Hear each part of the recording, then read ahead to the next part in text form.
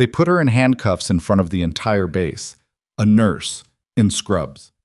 Standing at the gate of Kellerman Naval Medical Center with an old jacket across her shoulders, a faded trident on the chest, worn at the edges like something that had survived things a person shouldn't. The security officer laughed when he saw it. "Take it off," he said. "You don't belong in that." She didn't move, didn't argue, just looked at him the way a person looks at something they've already decided isn't worth explaining. He had no idea he was standing in front of one of the most decorated combat operators in Navy special warfare history. And by the end of that day, everyone on that base would know it. If this story has you hooked already, hit follow and stay with me until the very end. Drop a like and tell me in the comments what city or country you're watching from. I want to see how far this story travels. The morning Maya Callahan arrived at Kellerman Naval Medical Center in the city of Drismore, South Carolina, the sky was the flat gray of old concrete and the air tasted like rain that hadn't decided to fall yet.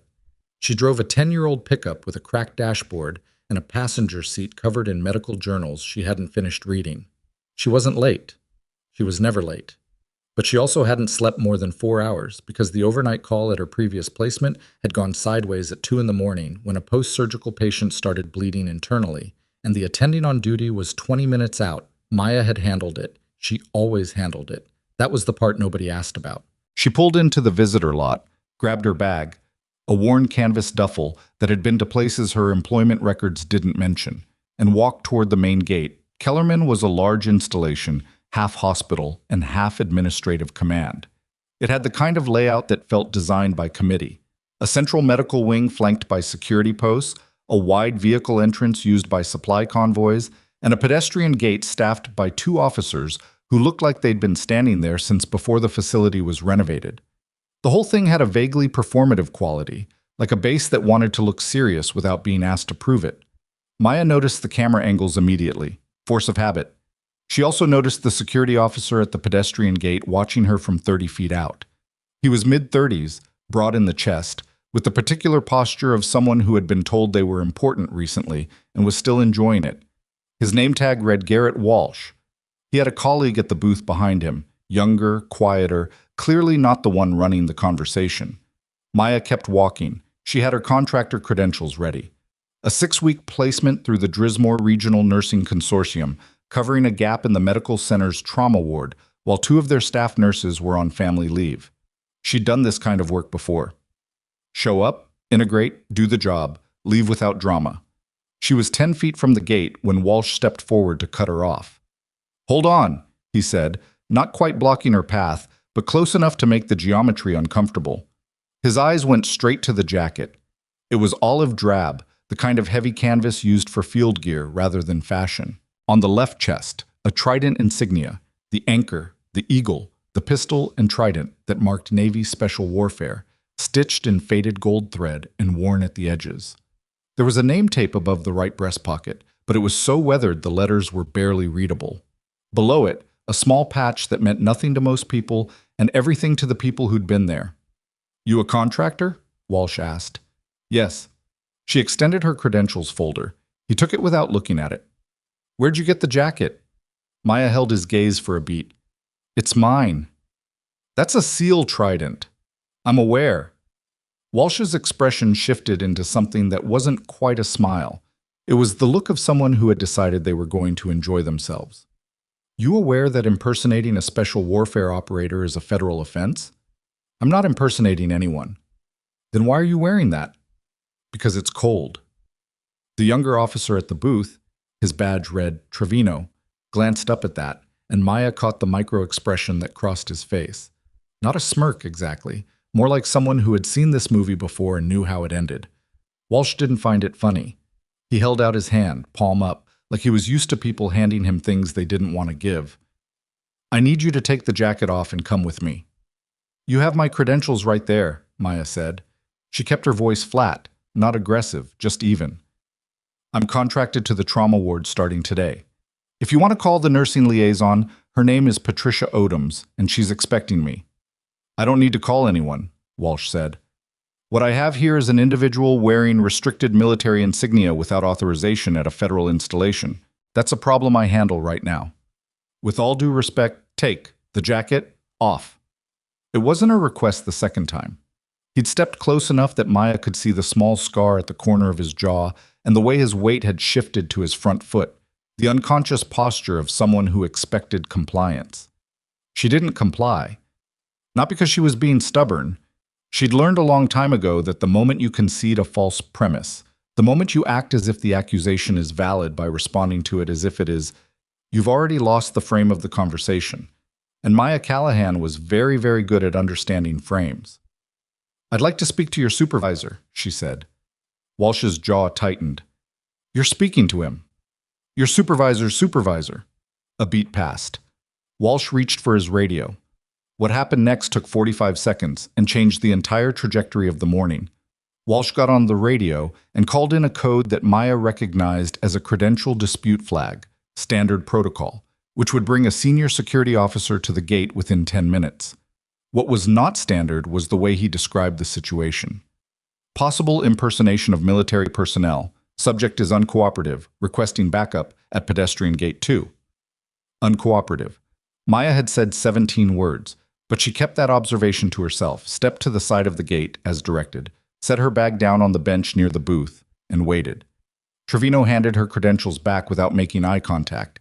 She tucked them into her jacket pocket, the one on the inside where the canvas was still warm from the drive. The base had that particular morning energy of a place gearing up. A supply van pulling through the vehicle gate, 2 orderlies in scrubs moving fast toward the medical wing, a cluster of administrative staff crossing the lot with coffee cups and lanyards swinging. Normal. Routine. Maya watched all of it and registered none of it as routine. It was the kind of attention she'd spent years learning to make invisible. Not paranoia, just awareness. The difference between a person who had been trained to notice things and a person who hadn't was not that the trained person was nervous. It was that they were calibrated. She noticed the supply van take a line through the gate that was slightly inefficient, wide, like the driver was new to the vehicle or to the route. She noticed one of the orderlies wasn't wearing proper footwear for someone moving towards surgical.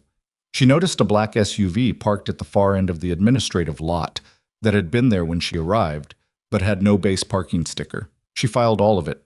The senior security officer who arrived at Gate 2 7 minutes later was a man named Lieutenant Dale Pruitt, late 40s, lean, with the clipped efficiency of someone who'd been doing this job long enough to stop being impressed by most of what he saw. He had a tablet and a styrofoam coffee cup, and the expression of a person who had been pulled away from something he'd rather be doing. He looked at Maya. He looked at the jacket. He looked at Walsh. "Walk me through it," he said to Walsh. Walsh did. The account was accurate in its facts and dishonest in its framing. He described the trident insignia, cited the federal statute on military impersonation, and referred to Maya's refusal to remove the jacket as obstruction. He did not mention that she had offered her credentials immediately or asked to speak to a supervisor within the first minute. Pruitt listened. Then he turned to Maya. "Ma'am, can you explain the jacket?" "It's mine," Maya said. "I earned it." "Earned it how?" "Through service." Pruitt's eyes moved to the name tape on the jacket, squinting slightly at the weathered letters. "What branch?" "Navy." "What rate?" She held his gaze, the kind that doesn't come up in a standard database search. That was a true statement. It was also the kind of statement that landed differently depending on who was hearing it. Pruitt's expression shifted slightly. Not disbelief exactly, more like recalibration. Walsh, on the other hand, made a short sound that was almost a laugh. "Right," Walsh said. "Classified service, no records, can't verify anything." He looked at Pruitt. "That's exactly what someone says when they're making it up." "Or," Maya said, "it's what someone says when it's true." "Take the jacket off," Walsh said again, "or we do this the hard way." Pruitt raised one hand, just slightly. Not a dramatic gesture, just a signal to slow down. He was studying Maya with the kind of attention that suggested he'd been in enough situations to know that the loudest person in a dispute was not always the right one. "Ma'am," he said, "I'm going to ask you to come inside with us while we sort this out. That's not an accusation. That's procedure." "I understand," Maya said. "I'll cooperate. But I want it noted that I provided credentials at first contact and was not given the opportunity to verify my placement before this escalated." "Noted." Pruitt picked up his tablet and made a mark. Walsh's jaw was tight enough to crack. They walked her inside. Through the gate, across the narrow security corridor, and into a small office off the main checkpoint that had a plastic table and 4 chairs and a whiteboard with a duty roster on it. Maya sat. Walsh stood near the door with his arms crossed.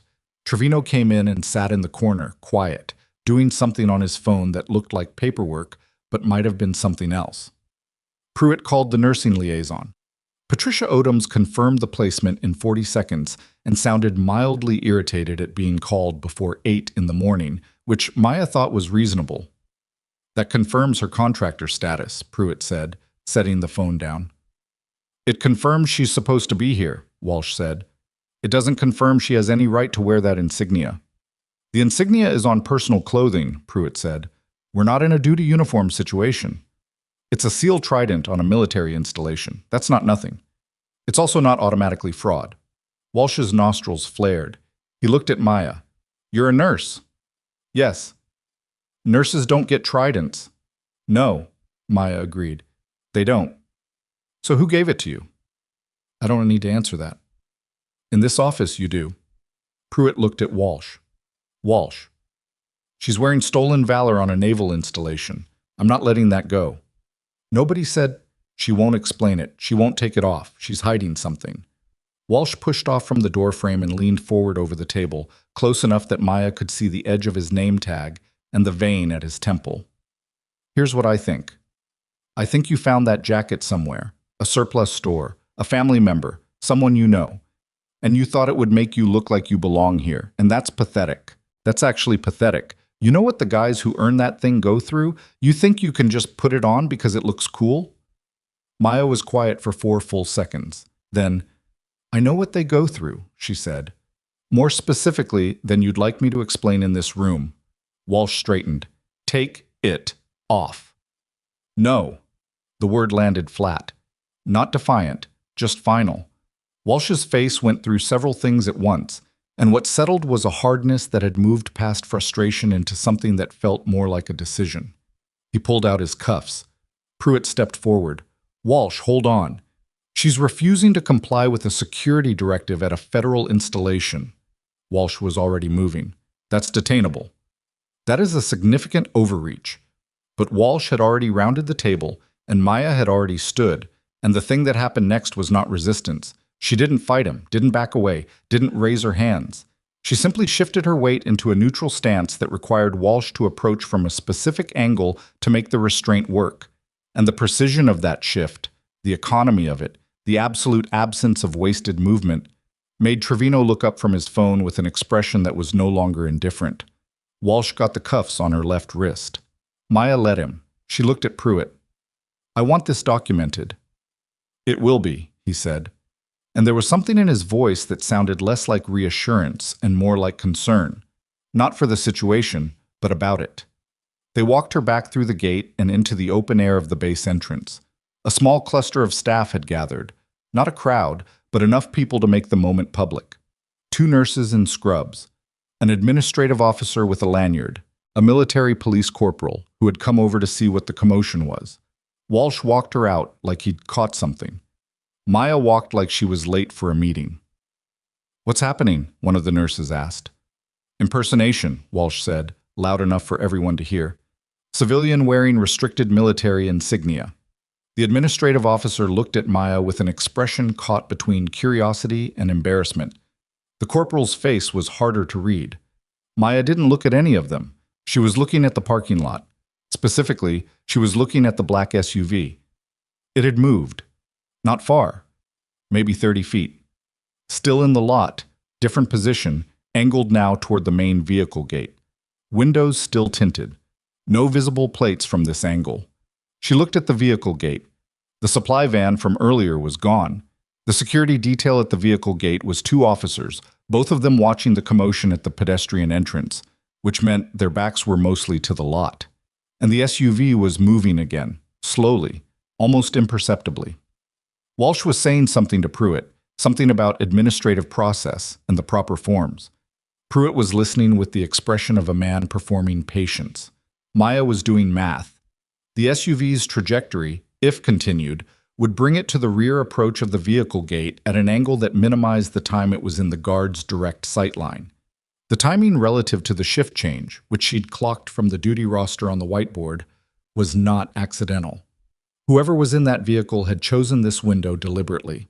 She looked at the cluster of buildings inside the gate, the main medical wing, the administrative block, and further back, the convoy staging area where she'd clocked a set of black government vehicles when she drove in, 3 of them, unmarked, with the particular antenna configuration that meant Federal Protection Detail.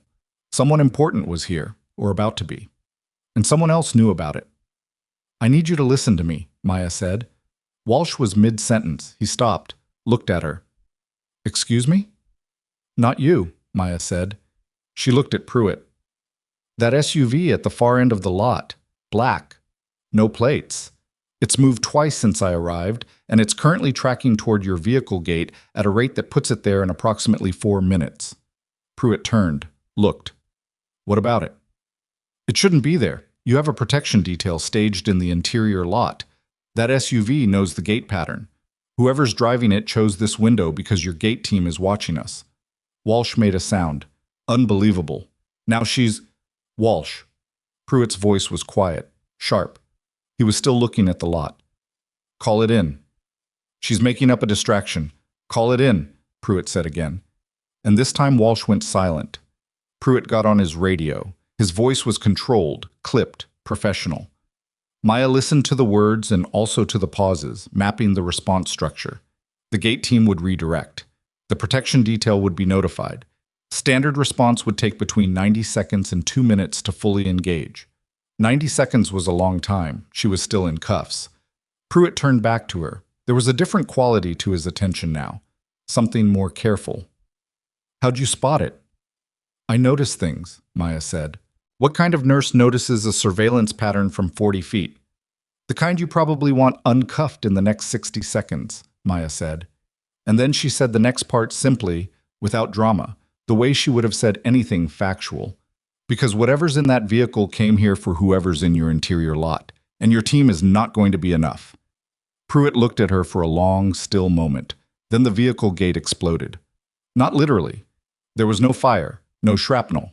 But a heavy black truck came through the outer checkpoint at speed, slamming the barrier arm and sending the 2 gate officers scrambling sideways. The truck wasn't heading into the base. It stopped in the entrance, blocking the gate, its rear doors already opening. And from across the lot, the SUV accelerated. The radio traffic went loud. Walsh was barking something into his own radio. The cluster of staff near the entrance scattered. Pruitt moved toward the gate. Maya turned to Trevino, who was the closest person to her, and also the only one who had not moved. "Key," she said. He stared at her. "Cuff key," she said. "Now." Trevino reached for his belt, slowly, the way people do when they're not sure if they're doing the right thing. And Maya held out her wrist, and he fumbled the key in, and the cuff released. She was already moving before it hit the ground, not toward the vehicle gate, not toward the truck that everyone was running to manage. She went left, across the pedestrian path, through the gap between the security booth and the perimeter fence, cutting the angle toward the interior lot where the protection detail vehicles were staged. Because the truck was a distraction. She'd seen this before. Not here, not at this base. But in a place she wasn't allowed to name, on a day that wasn't in her personnel file, she had watched a vehicle at the wrong angle and a crowd looking at the wrong thing and understood, in the particular way that training replaces instinct, that the attack was never the thing everyone was running toward. The attack was the thing nobody was watching. She cleared the corner of the administrative block at a run. The interior lot came into view, and 30 feet ahead, 2 figures in tactical gear were moving fast toward the middle vehicle in the protection detail. A black SUV with government plates, engine running, driver's door just swinging open as the detail realized the perimeter had been breached. Maya had no weapon. She had a canvas duffel bag, still slung across one shoulder from when she'd grabbed it out of instinct. She had the particular muscle memory of several thousand hours of training. She had the advantage of coming from a direction nobody expected. She was already calculating. One was closer, moving to the vehicle's rear passenger door, reaching for the handle. The second was covering distance at a diagonal, hand moving toward a sidearm. Maya hit the first one low, the way she'd been taught, redirecting momentum rather than fighting mass. He went sideways into the vehicle, lost his grip, recovered faster than she expected. Good training, this one. But she was already past him, using his recovery movement to get position on the second. The second one had the sidearm halfway out. She took the wrist, not the weapon, turned it the wrong way and heard the hiss of pain and felt the grip release, and then she pivoted and the first one was coming back up, and she dropped him again, this time with finality, and he stayed. The second one tried to pull away and she took him down into a hold that she'd used in places she couldn't put on a resume, and he stopped fighting because the physics required it. Two people in federal protection gear were standing 6 feet away, staring at her with the expressions of people who had just watched something they weren't sure they'd understood correctly. She kept the hold. "Call your detail commander," Maya said. She wasn't breathing hard. She was annoyed about it later. Not the fight, but that her first thought was that she'd torn a pocket on the duffel. Tell them the approach vector was from the interior lot. One of the protection agents finally moved for their radio. And behind Maya, from the direction of the administrative block, came the sound of footsteps. Fast, controlled, several people. And then silence. She didn't release the hold. Not yet. She heard a voice say, in the particular register of someone who commanded rooms for a living, "Stand down. Everyone stand down." And then, "Is that woman one of ours?" Nobody answered immediately. Maya kept her grip. The man in the hold had gone very still. "Ma'am?" The voice was closer now, measured. "You can release him. We have it." She released, stood, turned around. The man who had spoken was in his late 50s, silver at the temples, in a uniform that was not ceremonial. He had 3 stars on his collar and the particular posture of someone who had stopped being intimidated by situations approximately 30 years ago. He looked at Maya. He looked at the 2 people on the ground. He looked at the old canvas jacket with the worn trident on the chest. He looked at the jacket for a long time. Then he looked back at her face, and something shifted in his expression. Not surprise exactly, but recognition, the kind that comes after you've already looked past someone twice, and then, on the third look, finally see who they actually are. "What's your name?" he asked. Maya told him. The Admiral's eyes went still for one complete second, and then Lieutenant Pruitt came around the corner at a run, stopped when he saw the scene, and looked from the 2 detained figures on the ground to Maya, to the Admiral, and back to Maya again. The Admiral hadn't moved. "Lieutenant," he said, not taking his eyes off Maya, "pull her record." "Sir, she's a contractor placement. There may not be—" "Pull the full record," the Admiral said quietly. "The full one, not the standard file." Pruitt put the radio to his mouth. 50 feet away across the administrative lot, Maya could see Walsh standing at the edge of the perimeter, one hand on his radio, staring at her with an expression that had started the morning as contempt, and had traveled somewhere much more complicated. The jacket's fabric was worn at the left shoulder from the bag strap. The trident had lost some of its gold thread somewhere around the 4th year she'd worn it, on a boat off a coast she wasn't allowed to name. She stood in the middle of the lot with 3 stars looking at her and a record being pulled that most people in this building would need clearance to read. The morning had started with handcuffs. It wasn't going to end that way. The record came back in 11 minutes. Not the standard file. Pruitt had been clear about that, and the 3 stars on the Admiral's collar had made the request move at a speed that standard requests did not. 11 minutes for a file that required 2 separate clearance confirmations and a callback from a number that wasn't in the base directory. Pruitt was holding his tablet like it had told him something he didn't know how to categorize. The Admiral had moved the entire situation indoors by then, into the administrative block's primary conference room, which was large enough for the protection detail, the 2 detained individuals who were now zip-tied and seated against the far wall under guard, and the various security personnel who had arrived in the aftermath of the breach. Walsh was there too, standing near the door with his arms no longer crossed, his posture having lost the architecture of authority it had carried all morning.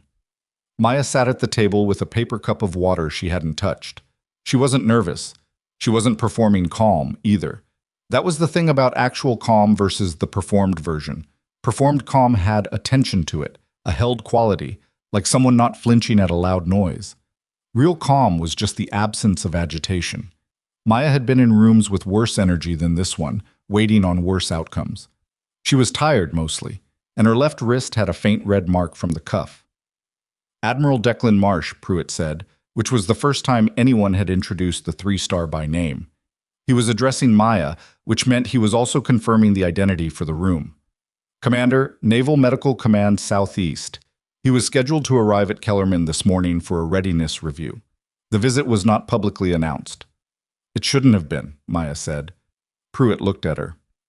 The two individuals you detained are being processed now. Preliminary IDs are coming through federal channels.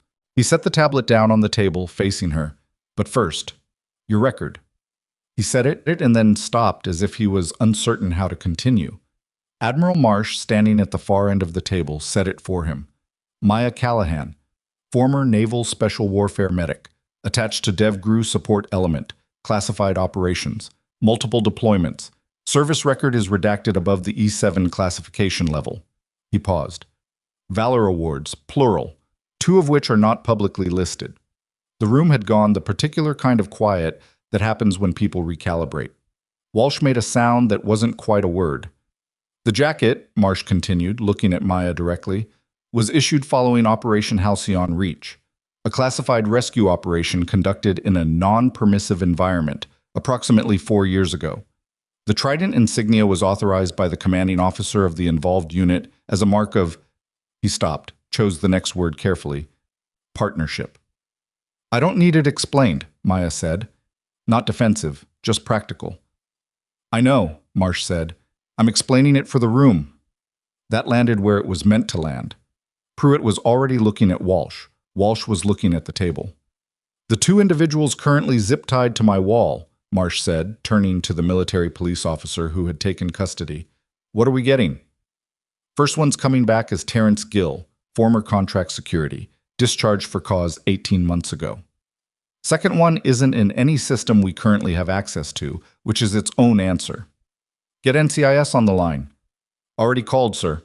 Marsh nodded. He turned back to Maya. You flagged the vehicle before the breach. Yes. How long had you been on this base? Approximately 22 minutes. He studied her. Not in the way Walsh had. Not with suspicion. Not with the particular brand of disbelief that men sometimes pointed at women who occupied spaces those men had decided were not for them. Marsh's attention was the evaluative kind, the kind Maya recognized from people who had spent years in rooms where accurate assessment mattered. You came here as a nurse, he said. I am a nurse, she said. That's not a cover. That's my job. I understand the distinction. Do you need me for anything else right now? Because I have a shift that started 40 minutes ago. The military police officer blinked. Pruitt made a sound that was almost a laugh and turned it into a cough. Walsh did not react, because Walsh appeared to be having a private crisis of some kind that had temporarily removed him from the active conversation. Marsh looked at Maya for another moment. Then something shifted in his expression. Not warmth exactly, but a version of respect that didn't require warmth to be real. Lieutenant Pruitt will escort you to the trauma ward, Marsh said. And Ms. Callahan? Thank you.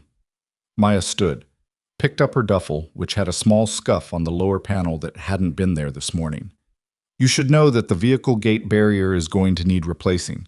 The truck's front axle probably cracked it. We're aware. And the camera at the corner of the administrative block has about a 15-degree blind spot on the northeast approach. Whoever planned this knew about it. Marsh was already reaching for his radio. Maya left. She had 16 stitches to prep for and a post-op patient she hadn't met yet, and a trauma ward that didn't know her name, and the morning had already been longer than most weeks.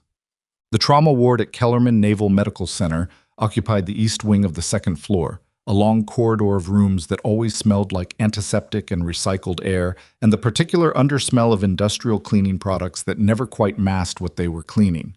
It wasn't a bad ward. Maya had worked in worse, much worse, but it had the particular institutional quality of a place that ran on routine and resented interruptions. The charge nurse on duty was a woman named Donna Sherrill, late 40s, with short, gray-threaded hair and the particular energy of someone who had been managing short-staffed floors for so long that competence had calcified into skepticism. She looked at Maya when Pruitt brought her in, looked at the duffel, looked at the jacket, and made the specific noise that charge nurses make when something arrives that wasn't what they ordered. You're the contractor, Donna said. Maya Callahan. You're 45 minutes late. I was detained at the gate. Donna looked at Pruitt, who was standing slightly behind Maya with the expression of someone who had been through a lot this morning and wasn't sure how much of it to explain. Security issue, he said. Resolved. Hmm. Donna handed Maya a tablet with the floor roster on it. 2 post-ops in 4 and 6. Beds 2 and 7 in the general bay need morning vitals. They're both stable, but 7 is going to complain that his breakfast tray had the wrong eggs. Don't engage with the egg situation. It's a whole thing. And room 9 has a wound irrigation that should have happened an hour ago. I'll start with 9, Maya said. Good instinct. Donna was already moving. Locker room's at the end of the hall. You've got 15 minutes before Dr. Harmon makes rounds and she doesn't slow down for anyone. Maya found the locker room, put the jacket in, kept the scrub top she was already wearing, and was in room 9 with an irrigation kit within 12 minutes of arriving on the floor. The patient in room 9 was a 23-year-old corporal named Bryce Dunmore, who had taken shrapnel to the forearm during a training exercise and was dealing with it through a very specific combination of stoicism and barely concealed anxiety. You the new one? He asked when she came in. Depends on new compared to what? There was a nurse here yesterday named Patterson. He was great. Patterson's on family leave, I'm covering. Dunmore watched her set up the irrigation kit with the particular attention of someone who'd been on the wrong end of a badly done procedure before. You done this a lot? Irrigations? On that kind of wound. Maya glanced at the wound site. Shrapnel exit, clean margins, good progress, a little more serous drainage than ideal, but nothing that indicated infection. Yes, she said. Hold still. She worked. Dunmore held still. He had a decent pain threshold, but not a great one. She could tell by the way his free hand pressed flat against the mattress rather than gripping it, a specific technique people taught themselves when they were trying not to react. She adjusted her approach accordingly, which was the kind of small modification that nurses who had only worked in hospitals didn't always make. Where'd you train? Dunmore asked, because people who were trying not to think about pain often filled the silence. Few different places. Like where? Like places that didn't have names on the door. He processed that. Are you military? I was. What branch? Navy. He looked at her differently after that. Not skeptically, not the way Walsh had looked at her, but with the particular recalibration that happened when someone's category shifted in your mental filing system. What rate? Hospital corpsman, Maya said, which was true. The rest of the truth was classified. Huh. Dunmore was quiet for a moment. The irrigation was almost done. You seem like you've done this in places that weren't hospitals. Close your eyes if it helps. Doesn't help. But he closed them anyway. She finished, dressed the wound properly, documented it on the tablet, and was out the door in 23 minutes total, which was faster than standard protocol and cleaner than most. She moved down the hall toward the general bay, already reviewing the roster. The morning settled into its rhythm. Vitals in beds 2 and 7, 7's patient, a staff sergeant named Okafor, did mention the eggs, and Maya did not engage with the egg situation, because Donna Sherrill had given her good intelligence. Post-op checks in 4 and 6. A medication reconciliation that had an error she flagged and got corrected before Dr. Harmon's rounds, which earned her a brief, approving glance from Harmon herself that was as close to a compliment as the physician appeared to give. But underneath the rhythm of the floor, Maya was still running the morning's geometry. She had learned long ago that situations didn't close when they appeared to close.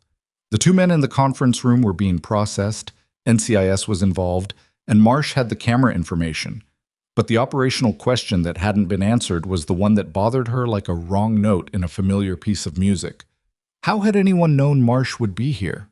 The visit wasn't announced. Pruitt had said so. But the SUV had been in position before Marsh's convoy even arrived, which meant the intelligence on the visit existed somewhere outside the official schedule. That was a leak. A specific, targeted leak.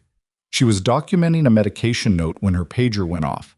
Not her personal phone, but the ward pager that Donna had clipped to her scrub pocket at the start of shift. It was an internal number she didn't recognize. She finished the note, found the nearest wall phone, and called back. The voice on the other end was Pruitt's. Ms. Callahan, Admiral Marsh would like to see you again when you have a moment. I'm mid-shift. He's aware. He said whenever is convenient. Admirals don't usually say whenever is convenient. A pause. No, Pruitt agreed. They don't.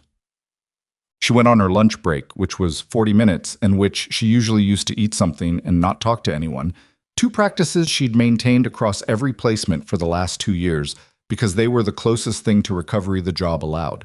Marsh was in a different room this time, a smaller one, an actual office, rather than a conference space, with a window that looked out over the vehicle lot. The damaged gate barrier was visible from here, a crew already working on it. Maya noted that they'd also added a security vehicle to the northeast approach of the administrative block. Marsh was not alone. There was a man in civilian clothes at the far side of the room, mid-50s, the kind of lean that came from decades of specific physical maintenance, with eyes that moved the way eyes moved when they were always cataloging exits. He had a federal credential on his belt that Maya clocked as NCIS without needing to see the front of it. Special Agent Rourke, Marsh said, indicating the man. NCIS. He's been running point on the identity of the second individual from this morning. Rourke looked at Maya with the same cataloging attention he probably aimed at everything. You put him down fast. He was reaching for his weapon. We know. We've got it on the interior lot camera. Rourke pulled a folder from under his arm, opened it, set a photograph on the desk. Recognize him? The man in the photograph was mid-30s, close-cropped hair, a scar running through his left eyebrow. Maya looked at the photograph for 3 seconds.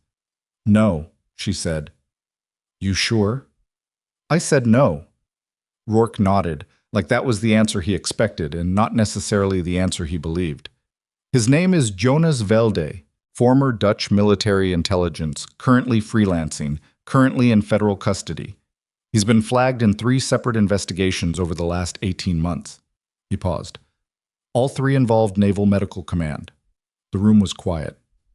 Meaning Marsh wasn't the first target, Maya said. He's the highest value target so far.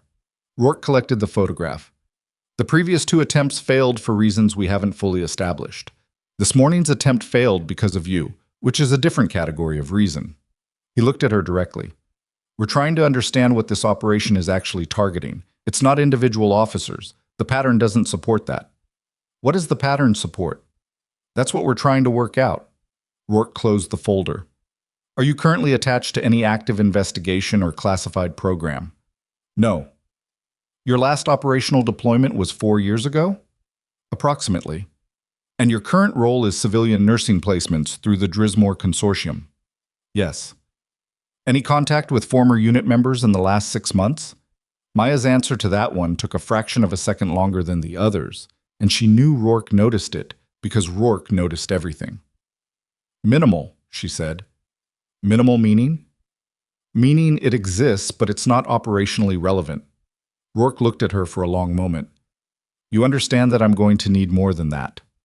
I understand that you're going to ask for more than that, Maya said. Whether you need it is a different question. Marsh made a small sound. It might have been amusement. Rourke recapped his pen and put it in his jacket pocket. Miss Callahan, I'm going to be direct with you.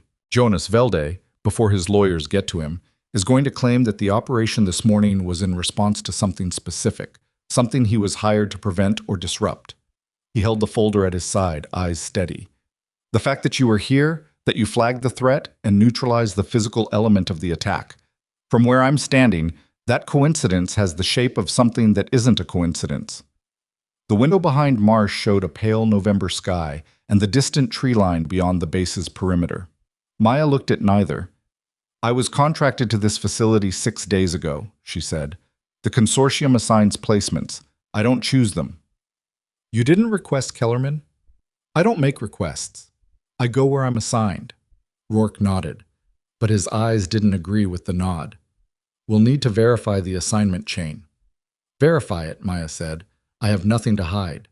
She meant it, but she was also aware, in the particular way that years of training made things available without announcing themselves, that the consortium assignment had come through on a Friday afternoon from a coordinator she'd never worked with before, with a start date moved up by 4 days from the original placement schedule. She hadn't thought anything of it at the time. She was thinking about it now. The rest of the shift passed without incident, in the way that hospitals passed without incident when there was no major emergency, which meant there were approximately 40 incidents, just none of them life-threatening. A blood pressure that required a physician call. A confused patient who needed reorientation 3 times in an hour. A supply issue with the wound dressing that she solved by improvising with what was in the cart and documenting the substitution properly, so whoever came after her wouldn't be blindsided. Donna Sherrill walked beside her at the end of the shift during the handover, which was Donna's version of an evaluation. "You're faster than I expected," Donna said. "I've done the work before." "Patterson is good. He's thorough. You're thorough and faster." A pause. "You doing anything different, or is it just pace?" "I don't ask a question if I already know the answer from the chart," Maya said. Donna considered that. "Some of the other nurses say that's cold. Some of the other nurses are slower." Donna made her noise again. This time it sounded slightly more approving. Maya got her jacket from the locker, signed out, and walked toward the exit. The base was winding toward end of day, the particular quality of afternoon light on an institutional building, the shift of energy as one set of people handed things to another set of people and tried to remember what they were going home to. She was almost to the pedestrian gate when Walsh appeared, not blocking her path this time. He was standing to the side of it, off the main flow of traffic, with his hands not on his hips and not crossed, just at his sides, which might have been the most uncertain she'd seen him look all day. She almost kept walking. Something made her slow. "I have nothing to say to you," she said. "Not aggressive, just a statement of current conditions." Walsh looked at the ground, then back at her. His face had gone through something since the morning. Not a transformation, nothing that clean. Just the particular erosion that happens when a certainty collapses and leaves the architecture it was holding up without support. "I know," he said. She waited. "I didn't—" He stopped. "Started differently. I called you pathetic in that office. Yes. I was wrong about—" Another stop. The words were coming out like they didn't want to. "About all of it. I looked at you and I decided what you were, and I was wrong." Maya studied him. There was something genuine in the discomfort, which she acknowledged internally, even while not letting it change anything. "Being wrong isn't the hard part," she said. "What you do with it is." She kept walking. Walsh didn't say anything else. The gate was different now. A different security officer on the late shift, someone who checked her contractor badge and waved her through without incident. The parking lot had the long shadows of late afternoon. Her truck was where she'd left it. She unlocked it, put her duffel on the passenger seat, sat behind the wheel. She did not start the engine immediately. The assignment coordinator at the consortium, the one she'd never worked with before, had called on a Friday afternoon at 4:47 p.m. Maya remembered it specifically because she'd been in the middle of a documentation backlog and had almost let it go to voicemail. The coordinator's name was a man named Stephen Farr. She'd only spoken to him the one time. She pulled out her personal phone and looked up the consortium's website. The staff directory loaded slowly on the hospital's spotty cellular coverage. There was no Stephen Farr listed. Maya sat with that for a moment. The lot was emptying around her. A pair of nurses walked past her truck without looking at it. Somewhere behind the administrative block, a maintenance crew was finishing up the gate repair. She scrolled through the directory twice. No Stephen Farr. No variant spellings.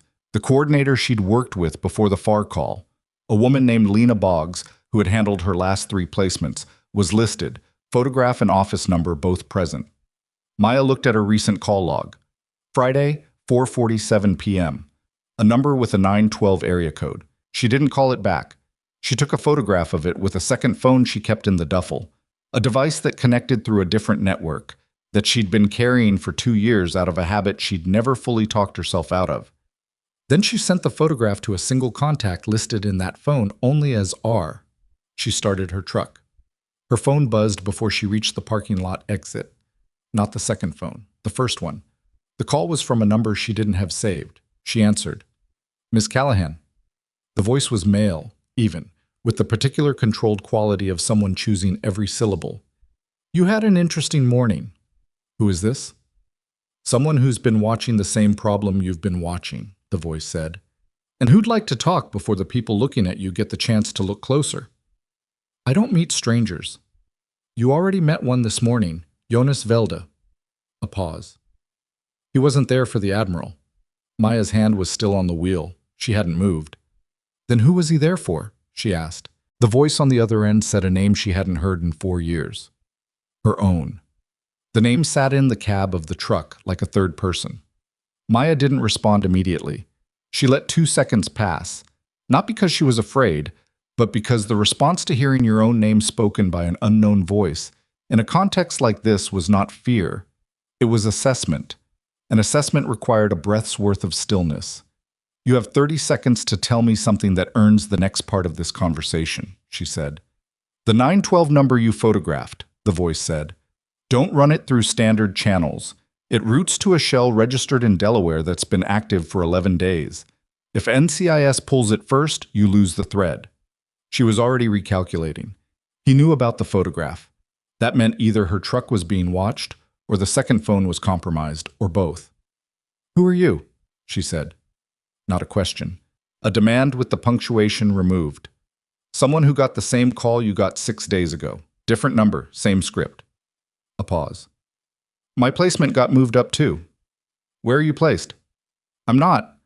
I didn't take it." He said it without inflection, which was a kind of answer in itself. "I've been watching Kellerman for 3 weeks. What happened this morning was not the operation. It was the test." "Test for what?" "To see if you'd surface." His voice stayed even. "Velde wasn't there for the Admiral, Ms. Callahan. Marsh was the architecture. The reason there'd be federal eyes on the base today. Federal response, federal records pulled. Someone wanted your file opened in an official context. Wanted it visible. Because there's something in your classified record that someone is trying to locate, and the easiest way to locate a classified file is to make the government pull it themselves." The parking lot was nearly empty now. Dusk was coming in low and orange over the tree line. Maya was watching every vehicle that moved. "If that's true," she said, "you just told me something that helps me and costs you. Why?" "Because I need you functional," he said. "And because the same people who arranged your placement arranged mine, which means we have a common problem." "I don't know you." "No, but you know the name Halcyon Reach." She went still. "And you know what was recovered during that operation that's not in the unclassified summary." He let that land. "Meet me. 1 hour. I'll send a location to the second phone. Come alone and don't tell Rourke." The line went dead.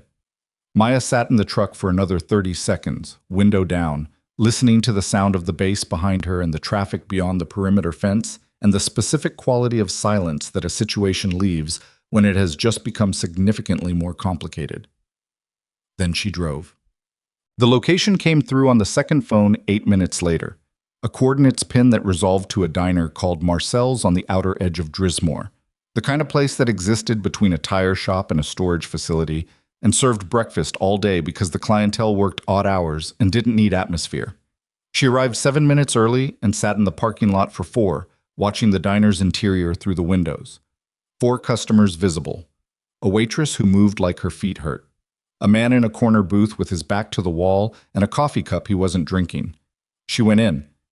The man in the corner booth looked up when she sat across from him. He was mid-40s with the kind of face that had been exposed to weather for a long time.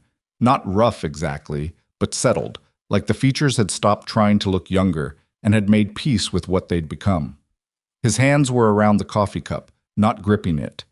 He had a slight favoring on the left side when he turned to watch her come in, which she read as an old injury, not a current one. "Callahan," he said. "I don't know your name," she said.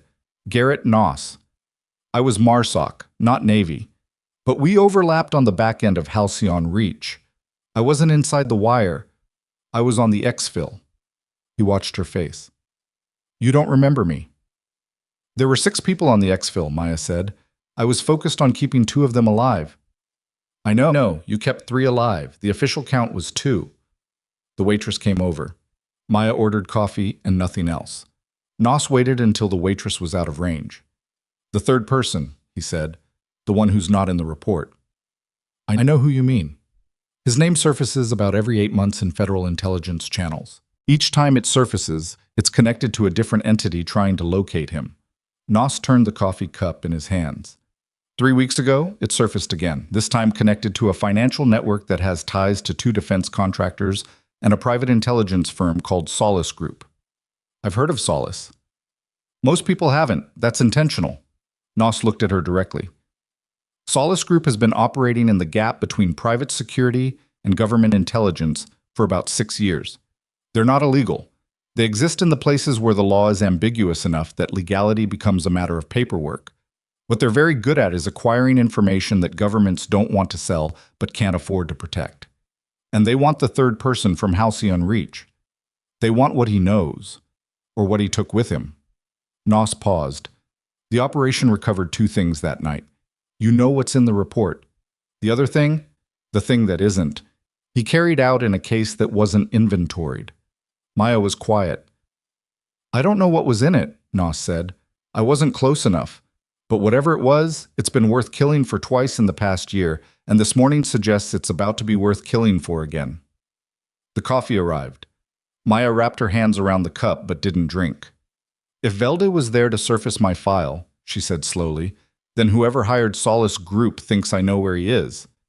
Or they think you can find him. I haven't spoken to him in 4 years. I know that. You know that. Nos's eyes were direct. They don't. And the problem with people who deal in intelligence as a commodity is that the absence of information doesn't read as innocence to them. It reads as concealment. The tire shop next door had closed for the evening. The diner's fluorescent light hummed slightly at a frequency that most people filtered out. Maya noticed it. What do you want from me? She asked. Same thing I've wanted for 3 weeks, Nos said. To get ahead of this before it gets worse. I've been building a picture of Solace Group's network, the contractors, the cutouts, the financial channels. I have most of it, but I'm missing the operational center. I need to know who's running the targeting, and whoever's running it knows your connection to Halcyon Reach better than they should. He leaned forward slightly. Which means there's a leak, not at NCIS, somewhere older, unit level, or above. Maya set the coffee down. She looked at the window, not out of it, just at it, the way you look at something when you're thinking past the surface. The coordinator who called me, she said, Stephen Farr. The name's not in the consortium directory. I know. The number routes to a shell that traces to a logistics company in Savannah that dissolved 10 days ago. But before it dissolved, it received 2 wire transfers from an account held by a subsidiary of Solace Group's primary holding entity. Nos held her gaze. They built your placement. They put you in Kellerman on purpose. Not to expose you, to use your presence to trigger a records pull that would tell them whether your classified file had been updated in the last 4 years. If the file had been updated, it would mean you'd been in contact with someone, or someone had been tracking you through official channels. He paused. A dormant file doesn't get updated, an active one does. Maya understood the logic. She didn't like it, but it was coherent and it fit the architecture of the morning in a way that random operational targeting did not. What did the file show? She asked. Dormant, Nos said. 4 years, no additions, which means whoever is looking for him can't use you as a live thread. He sat back. As a live thread. He sat back. But they don't know that yet. Rourke's investigation is going to move fast now, and when it starts pulling the consortium assignment chain, it's going to look, from the outside, like you were placed at Kellerman deliberately, by someone who knew the Admiral's schedule, making me look like part of the operation. Or at minimum, a person of interest. Nos's expression didn't change. Rourke is good at his job, but he's working with visible information, and the visible information has a shape that doesn't favor you. The diner around them had the normal sounds of a normal evening. Coffee cups, low conversation, the bell over the door as someone came in and someone left. Maya registered all of it as background without giving it attention. She had a problem with multiple moving parts, none of which were fully in her control. Rourke would find the assignment irregularities. When he did, her story, true as it was, would read as either ignorance or cover. Walsh's misconduct this morning had already put her name on a formal security report, and whoever was on the phone from the unknown 912 number had access to her movements in real time. The second phone, she said. Is it compromised? Nos shook his head. I have the same model, different network, hardware level encrypted. I'm the only person who has that number. Then how did you know I photographed the call log? Nos looked at her. I didn't. I said that to see how you'd react. A pause. I needed to know if you'd deflect or engage. Maya looked at him for a long moment. That was a risk. Yes. If I decided you were a threat, I assessed that you wouldn't. I might have been wrong. He didn't seem particularly troubled by that. I usually know within 60 seconds of meeting someone whether my read was accurate. And? You're exactly what your file suggests, he said, which is both reassuring and the source of the problem. She pulled out her phone, the first one, and checked the time. It had been 53 minutes since she'd left Kellerman. Rourke had her number. If he tried to reach her and couldn't, it would accelerate his timeline. I need to know one thing, she said. The person from Halcyon Reach, the third one. Do you know where he is? No. Do you know if he's alive? Noss's expression shifted. Not much, but enough. As of 6 weeks ago, yes. She absorbed that. 4 years of silence, and then a signal that collapsed into a morning of federal custody and an unknown voice on a phone and a man across a diner table who knew too much to be exactly what he claimed. I need to verify who you are, she said. Not the name, the rest. I know, ask me something. The exfil route. Halcyon Reach. What went wrong at the third checkpoint? Without hesitation. The transponder on the secondary vehicle failed. We went to visual signals for the last 2 clicks. One of your guys, the one they listed as primary casualty, he kept pointing at the tree line. Took us 4 minutes to realize he wasn't confused. He was marking a position. Maya's jaw was tight. He was right, Noss said quietly. We adjusted. That's why there were 2 survivors in the official count instead of 0. She said nothing for a moment. Okay, she said. What do you need from me? What Noss needed was access. Not physical, not dangerous in itself, but the kind of access that came from being inside Kellerman on a contractor badge that had just become significantly more high profile than she'd intended. The Solace Group's operational network, as he explained it over the next 20 minutes, ran through a series of intermediary entities, most of which were invisible until you had a thread to pull. The thread he had was financial, the wire transfers, the dissolved logistics company. But financial threads moved slowly through federal channels, and by the time they were actionable, the network would have restructured. What moved faster was physical intelligence, specific, concrete, verifiable. Jonas Velde, currently in NCIS custody, had come prepared. His equipment, the sidearm, the tactical vest, the earpiece, had all been sourced locally, which meant a Drismore connection. Someone in this city had provided logistics for the operation. Noss had 3 candidates identified through his 3 weeks of groundwork, but he needed the 4th, the communication channel Velde had used on the day of the operation to confirm the go-ahead. That channel was almost certainly a burner network routed through a local cell infrastructure. And the cell records for that network were sitting in a federal evidence repository that Rourke's team had already seized from Velde's equipment. I can't get into an NCIS evidence repository, Maya said. You don't need to. Rourke is going to run the cell records himself within the next 24 hours. What I need is to know which cell tower the confirmation signal bounced through. Noss slid a folded piece of paper across the table. I need to know if it's this one. She didn't open the paper. Why does it matter which tower? Because if it's that tower, the relay station is owned by a subsidiary that connects directly to the Solace network. And that's not circumstantial. That's a provable operational link. He kept his eyes on her. Rourke will find it eventually, but eventually might be after they've already moved, and if they move before we have the link established on record, the whole network goes dark and starts over somewhere else. You want me to ask Rourke about his cell records? I want you to be in the room when he's working through the technical data, and I want you to ask the right question at the right moment so the answer becomes visible to both of you.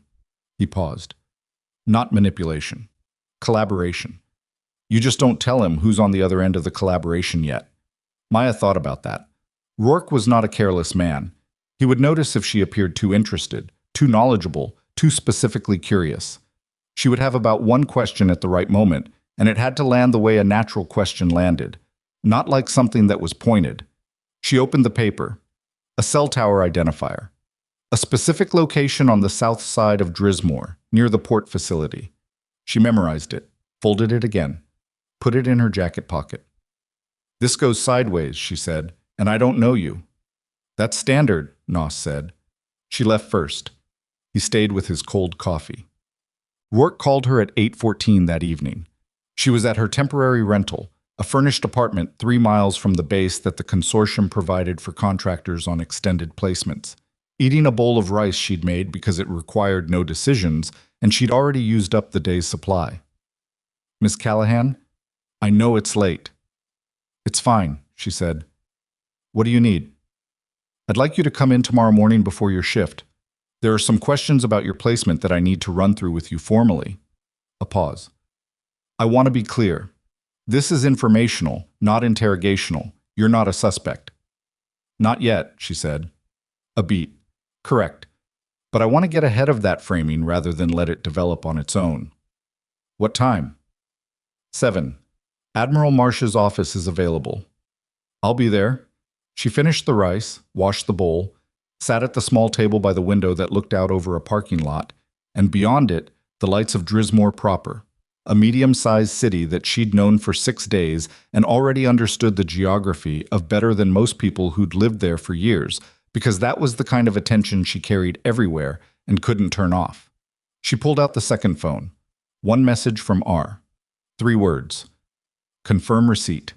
Standing by." She typed back. "Received. Operational. Will update."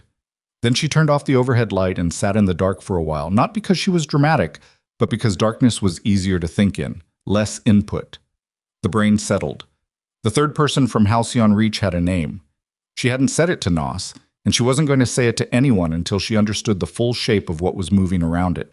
His name was Dario Steen, and he had been 26 years old when she'd kept him alive through a sucking chest wound and a broken tibia over 2 kilometers of mountain terrain, and she had not heard from him in 4 years and had spent a significant portion of that time telling herself that meant he was somewhere safe. The feeling she had now, sitting in the dark in a furnished rental in Drismore, South Carolina, was that safe was not the right word anymore. The 7 a.m. meeting with Rourke was held in a smaller room than she'd expected, not Marsh's actual office, but an anteroom to it, with 2 chairs, a desk, and a recording device that Rourke placed on the table between them and pointed out explicitly, which she appreciated. He walked through the consortium assignment systematically. She answered honestly. She told him about the Friday call, the moved-up start date, the coordinator she hadn't been able to verify in the directory. She told him all of it in the order it happened, without editorializing. Rourke was good. He listened without interrupting and made notes without looking at the notes, which meant he was watching her face and the notes were secondary. "The coordinator," Rourke said, "Stephen Farr. Did he give you a direct number?" "He called from a 912 area code. The number isn't saved in my phone, but I can give it to you from memory." "Please." She gave it. Rourke wrote it down and underlined it. "We'll run it." He set his pen down. "Ms. Callahan, I want to ask you something directly." "All right." "Is there anything in your classified service history that would make you a target? Not a witness, not a bystander, a specific chosen target?" She held his gaze. "Potentially." He didn't move. "Tell me." "There's an operation in my record called Halcyon Reach. The classified summary is accessible at your clearance level. What isn't in the summary is a third individual who was extracted during the operation and whose identity and whereabouts were sealed at the request of the commanding officer." Rourke was very still. "I haven't had contact with that individual since the operation," she said. "But if someone is trying to locate him and they believe I might be a link, that's a reason to surface my file." "Why didn't you tell me this yesterday?" "Because yesterday I didn't know about Solace Group," she said, "and because I needed to be sure the room I was in was the right room to say it." Rourke looked at her. "Is this room the right room?" "It's closer," she said. He pulled up his tablet, started running something. The room was quiet except for the building's HVAC and the distant sound of the base starting its day. "The cell records from Velde's equipment," Rourke said, still looking at the screen. "We ran them last night. The confirmation signal, the go-ahead for the operation, came in at 0603 yesterday morning." "Before I arrived," Maya said. "Before you arrived." He turned the tablet toward her. "It routed through 2 relays. The first is standard cell infrastructure. The second..." He pointed to an identifier on the screen, and Maya's chest didn't move. It was the tower on the south side of Drismore, near the port. "Is that tower significant to you?" Rourke asked. She looked at him. In that moment she made a decision. Not a simple one, not without cost, but the kind of decision that was the only real option when the alternative was letting someone else define the shape of the truth. "Pull the ownership record on that relay station," she said, "specifically the subsidiary that holds the infrastructure contract." Rourke looked at her for a beat longer than was comfortable. Then he reached for his phone. What he found took 4 minutes, and when he finished reading, he set the phone down and his face had the particular quality of a man who had just watched several separate things he'd been investigating suddenly become one thing. "Solace Group," he said. "Yes." "How do you know about Solace Group?" Maya had prepared for this question. She had a version of an answer that was true without being complete, and she was about to deliver it when the door to the anteroom opened. Not knocked, opened, and Pruitt came in with the specific urgency of someone who had been moving fast from another part of the building. "We have a problem," Pruitt said to Rourke. He looked at Maya, looked back at Rourke. "We have a very large problem, and it involves the medical wing." "Talk," Rourke said. "Corporal Dunmore, room 9. He's—" Pruitt stopped, reorganized. "He's coding, but the crash team that responded, 2 of them don't belong to this facility. We have people checking credentials right now and the floor is locked down, but we can't." Maya was already standing. Rourke put his hand up. "Ms. Callahan." "He's my patient," she said. "And if someone is in that room who doesn't belong there, it's not to help him." She didn't wait for the answer. She went through the door at a pace that was 2 steps below a run, fast enough to cover ground, controlled enough not to signal alarm to anyone watching the hallway. And she was already thinking about room 9 and what was in it and who Dunmore was and why. Why? A 23-year-old corporal with shrapnel in his forearm would be a target. Unless he wasn't the target. Unless he was the message. The medical wing corridor was bright and tense when she hit the 2nd floor. 2 security personnel at the far end, a cluster of nursing staff near the charge desk, and Donna Sherrill in the middle of the hallway with her hands on her hips and the expression of someone trying to control a situation that kept changing shape. "Callahan," Donna said when she saw her. "The 2 people who responded to the code." "I know," Maya said. "Where are they now?" "One's inside. One, we don't know. The door was locked from the inside 40 seconds ago." Maya looked at the door to room 9. She looked at the window panel beside it. The interior visible in a narrow rectangle, blinds half drawn. She could see movement inside, 1 figure in scrubs. Dunmore's form on the bed, partially visible. "Has anyone gone in?" she asked. "We're waiting for—" Maya went in. The door was not locked from the inside. It had been wedged, a chair under the handle, a move that took 3 seconds to clear if you knew how the handle mechanism worked and didn't mind the noise. She didn't mind the noise. The figure in scrubs turned when the door came open. Male, 30-something, with the particular build of someone who had stayed in shape for professional reasons and the expression of someone who had not expected this door to open. Dunmore was on the bed, conscious. She could see his eyes open, wide, his right hand gripping the side rail. His monitor showed sinus tachycardia, elevated but not lethal. The code had been called early, or staged. In the figure's left hand, a syringe, not a medication syringe. The volume was wrong, the gauge was wrong, and it was not labeled, which in a medical context was the most significant wrong of all. "Step away from the patient," Maya said. He didn't step away. He moved toward the far side of the bed, putting Dunmore between them, which told her his training was tactical and not medical. A medically trained person would have moved toward the door, not toward the center of the room. "This doesn't involve you," he said. "He's my patient. Everything in this room involves me." "Walk away." Maya took stock of the room in the time it takes to blink. IV line in Dunmore's right arm. Monitor leads. The man's position, the syringe, the distance to the call button, the weight of the supply cart 6 feet to her left. "Dunmore," she said, keeping her eyes on the man.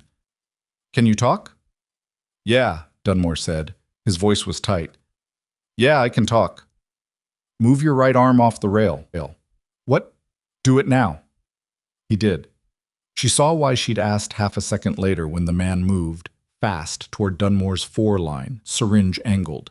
And instead of a tethered arm there was empty space, and Maya was already moving, because she'd known he'd go for the line, because that was always how it worked when the goal was something that looked like a natural death. The supply cart was between them in less time than it should have been possible. He caught it across the forearm. The syringe went sideways. She had 2 seconds before he recovered, and she used the first one to get the syringe off the floor and the second one to get her back against the wall with it in her hand. He was breathing harder now, reassessing. "You're not walking out of this room with that," he said. "I know," Maya said. "Neither are you." From outside the room, through the wedged open door, she could hear footsteps, fast ones, multiple, the sound of Rourke's people finally reaching the floor. The man heard it too. He looked at the door. He looked at Maya. He looked at the window, second floor, 12 feet to the ground, breakable if you committed to it. Maya watched his eyes move to the window. She watched him decide. And she watched something else happen first, a movement behind him that she clocked a half-second before he did, because Dunmore had reached out with his right arm, the one she'd told to move, and grabbed the man's scrub top at the shoulder with the grip of someone who'd been scared long enough to turn it into something useful. It was enough. Just enough. The door came open the rest of the way, and Rourke's people were in the room, and the man in scrubs was no longer the person deciding what happened next. Maya's hand was still around the syringe. She didn't let go of it. Across the room, Dunmore let out a breath that had clearly been held for several minutes, and his heart monitor beeped its elevated rhythm at the ceiling. "You told me to move my arm," he said. "Yes."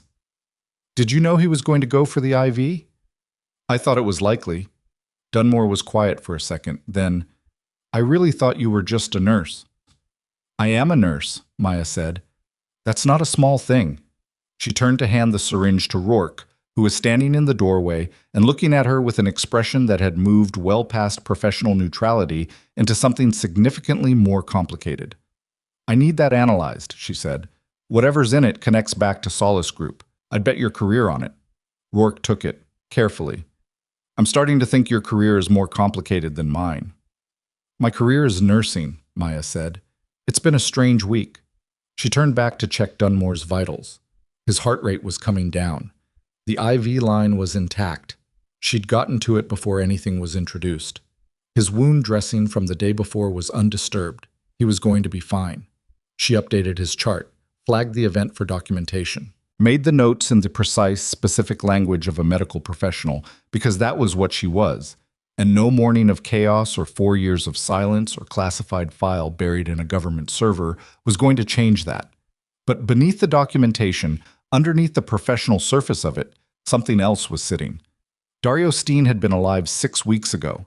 Someone was willing to kill a 23-year-old corporal to send a message about him. And the message, the actual message, the one underneath the violence and the staged code and the syringe, was aimed at her. "We know you were in Kellerman. We know your file was pulled. We know you're talking to federal investigators. Come find him before we do. Or we'll keep reaching into this hospital until you do." She finished the chart, set the tablet down. Her phone buzzed, the second one, in her jacket pocket. She looked at the screen, 4 words from R. She read them once, then again. Her face didn't change. It had been a long time since her face changed at things it needed to process. But her hand, just for a moment, was not entirely steady. The message read, "Staten made contact. He's inside the wire." Inside the wire meant Kellerman. Dario Steen was somewhere on this base. Maya pocketed the second phone without responding and stood in the middle of room 9 with the monitor beeping its steady rhythm and Rourke's people moving around her and the particular quality of stillness that happens when your brain is running very fast, but your body has decided not to show it. She had 2 simultaneous problems that were actually one problem. Rourke was building a case that was moving in the right direction but not fast enough, and Dario Steen was somewhere on a military installation that had been penetrated twice in 24 hours by people who wanted him, which meant that every minute he stayed here was a minute the situation could deteriorate in ways she could not predict or contain. She finished resettling Dunmore's monitor leads, checked the IV access, made the notation in his chart. "You're going to be fine," she told him. "I'm going to have security posted at your door." Dunmore looked at her with the expression of someone who had revised his understanding of his situation significantly in the last 10 minutes. Is this related to what happened at the gate yesterday?" "I don't know yet," she said, which was honest. She knew it was related to Halcyon Reach and to Staten and to Solace Group, but the specific thread connecting Dunmore to all of it was still unclear, and she wasn't going to hand him a narrative that might not be accurate. "Okay," he said. He accepted that with the particular adaptability of someone who had been trained to receive incomplete information and function anyway. She left the room and found Rourke in the hallway. "The man in scrubs," she said. "Who is he?" "Working on it? No ID on him. Credentials he used to get on the floor were a dead nurse's badge. Karen Felt, died 8 months ago. Credentials were never deactivated." Rourke's jaw was tight. "That's a facility security failure we're going to be discussing for a long time." "The second person who responded to the code, the one you lost?" "Exited through the stairwell on the north end. We have footage of him reaching the ground level and then nothing. He knew where the exterior cameras were." Rourke looked at her. "The syringe. Preliminary field test suggests potassium chloride. High concentration. Cardiac arrest. Looked natural in a patient already presenting with elevated heart rate." "Dunmore has no known operational connection to anything classified," Rourke said. "He's a corporal with a shrapnel wound who's been on this floor for 6 days. Why target him?" "To put someone in this hospital with a reason to be here," Maya said. "The code call gets a response team on the floor. 2 fake responders gives you 2 people with access and a reason to be near any patient room, any medication cart, any file terminal." She paused. "It wasn't about Dunmore. He was the mechanism." Rourke absorbed that. "Access to what?" She looked down the corridor toward the administrative junction at the far end. "Who else is on this floor that doesn't usually have a reason to be here?" Rourke turned, followed her line of sight. He pulled out his radio. What Rourke found in the next 20 minutes was this. A man named Philip Carr had been admitted to Kellerman's general medical ward 36 hours ago with a reported cardiac event. Carr was 51 years old, listed as a retired defense contractor, presenting with atrial fibrillation that the admitting physician had flagged as inconsistent with his baseline records. He was stable and had been moved to a private room on the 2nd floor, the same floor as the trauma ward, at his own request, citing noise sensitivity. Rourke ran Carr's name through 3 databases while Maya stood beside him. The third one returned something. Philip Carr had been listed as a person of interest in an SEC investigation 18 months ago. The investigation concerned a financial network tied to a private intelligence firm. The investigation had been closed, insufficient evidence, 4 months later. The firm was Solace Group. "He's not a patient," Maya said. "He's presenting genuine cardiac symptoms," Rourke said. The attending confirmed, "I'm not saying his symptoms are fake. I'm saying he didn't come here because of his heart." She looked at the room number on Rourke's tablet. "He came here because someone told him to. And the 2 fake responders on this floor weren't after Dunmore. They were after access to Carr's room, his devices, or whatever he's carrying." Rourke looked at her for a moment. "You're saying Carr is a target? Or a handler who became a liability?" She met his eyes. "The only way to know which is to talk to him before anyone else does." They went together. Rourke knocked, announced himself, waited. The door opened under its own weight, unlatched, and the room beyond was in the specific state of disruption that happens when someone leaves in a hurry. Bed disturbed, gown on the floor. The monitor leads pulled free and draped across the side rail. Philip Carr was gone. Rourke was on the radio before the door finished swinging. Maya was already looking at the room. Not for Carre, for what he'd left behind. People who left in a hurry almost always left something, not because they were careless, but because hurry and careless were adjacent states, and the distance between them collapsed under pressure. On the floor near the small bedside cabinet, a torn piece of notepaper. 4 digits and a partial word. She photographed it with the first phone. Then, because the first phone was no longer a private instrument, she memorized the numbers and the letters and put the paper down exactly where she'd found it. The partial word was port, 4 digits, 0347.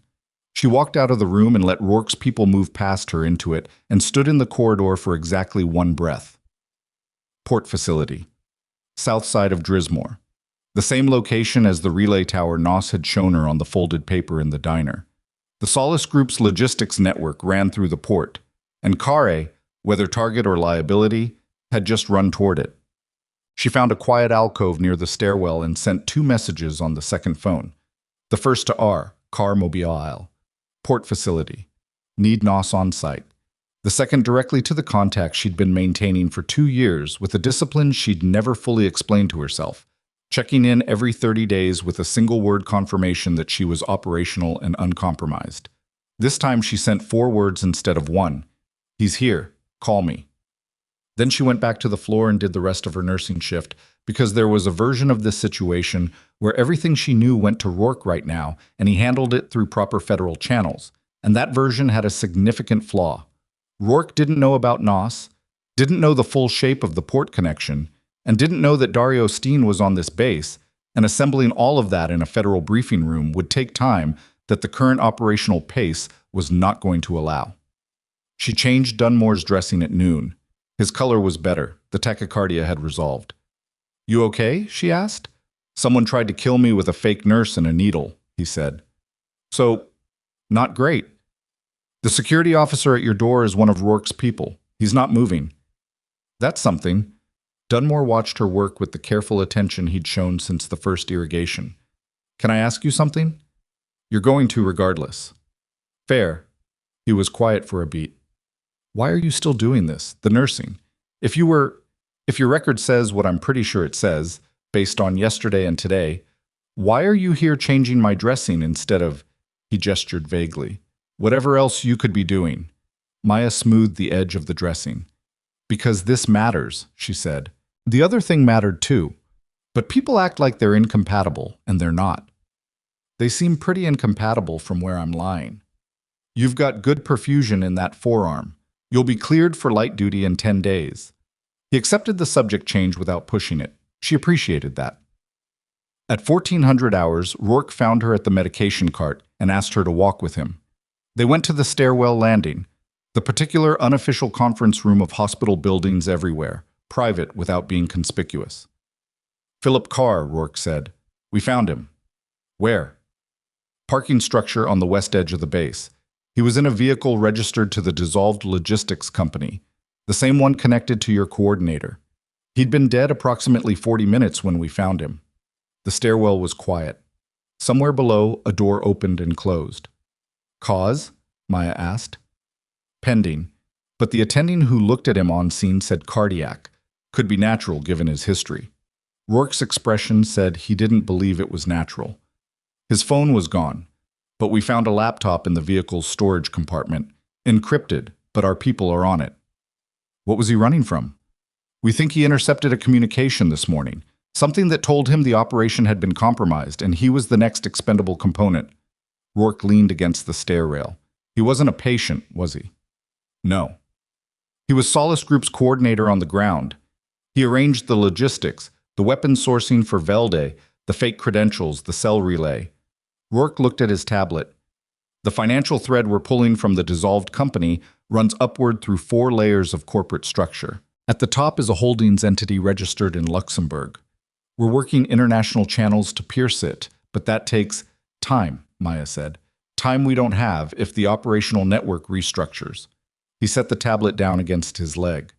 I need you to tell me what else you know. Not what you can prove. What you know.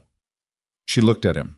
He held her gaze without flinching, and she made a decision that she had been moving toward since the diner last night, because there was a point in every situation where the cost of compartmentalizing exceeded the cost of disclosure, and they had reached it. She told him about NOS. Not everything.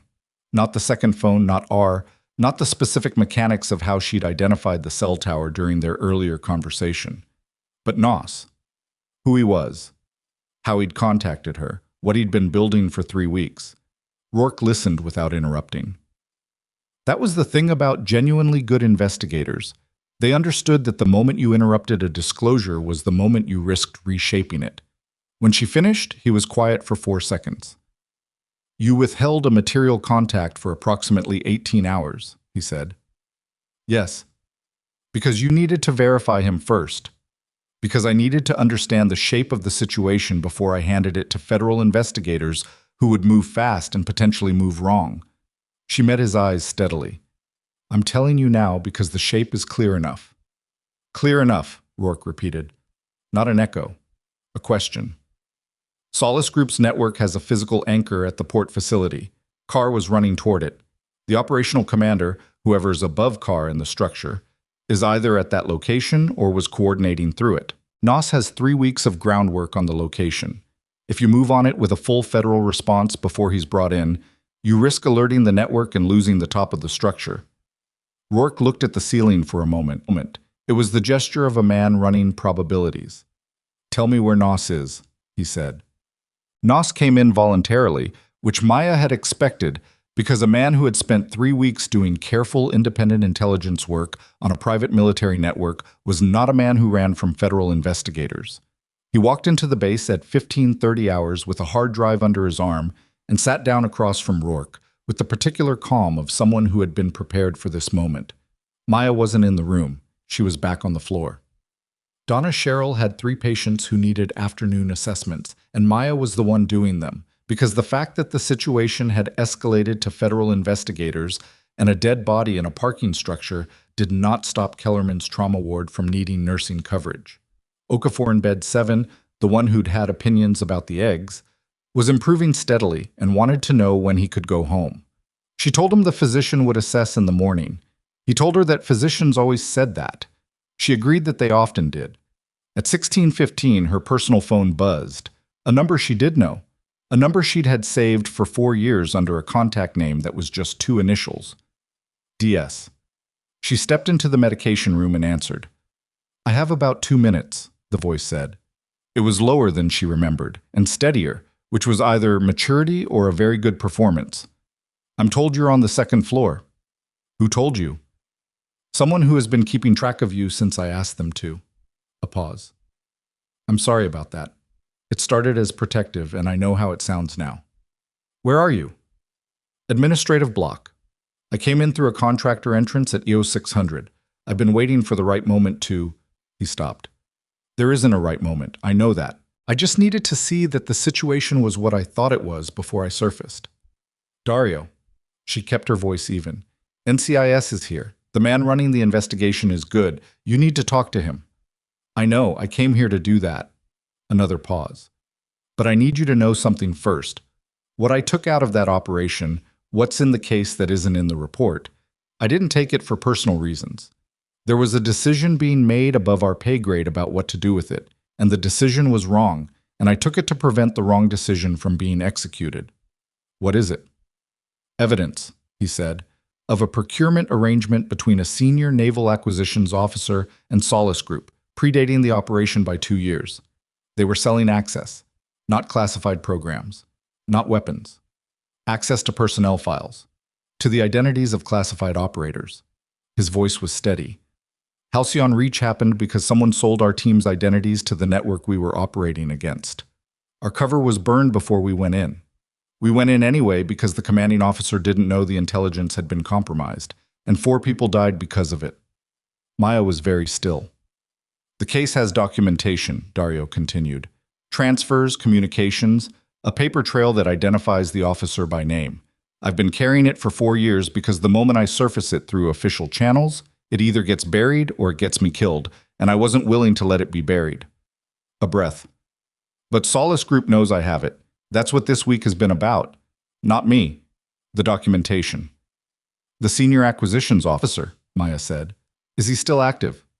He's not active duty anymore, Dario said. He retired 14 months ago.